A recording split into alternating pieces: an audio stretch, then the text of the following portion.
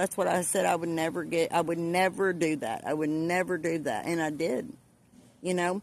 But once I crossed that line and started doing that, it was like then my self control, you know, I had none at that point. I had already let myself down because I had like made rules up for myself that I wouldn't do certain things. And that was like the major one. And I crossed the line and I did it.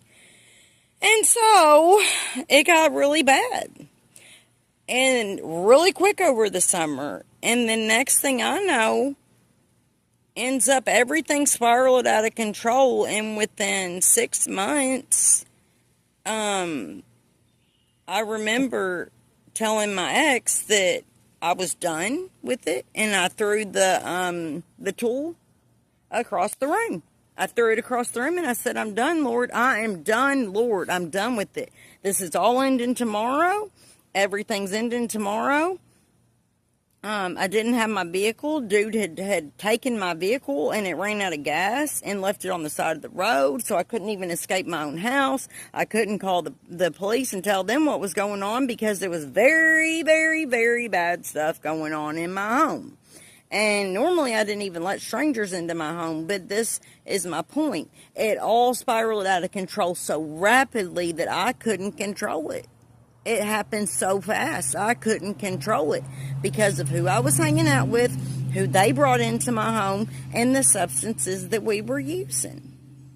You know, it was going to end disastrously.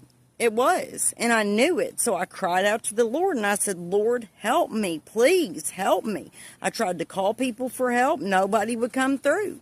Nobody would come through for me. And so I felt it coming. I felt something real bad coming. The Spirit told me, the Holy Spirit told me, you know, He had been warning me to get out prior to this, and I hadn't because my love for the person I was with was stronger than my love for the Lord. You know, I had made her an idol in my life instead of me focusing on the Lord like I had done a couple years before where I went to church with my grandma and did my praise reports. No, my focus was singly on my relationship and how I could make it work. I just couldn't live without her, right? Wrong. That was wrong. I was wrong. I was wrong.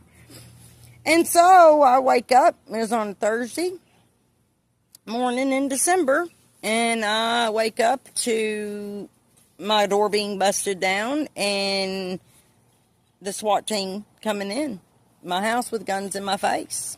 And about 20 cop vehicles around my house.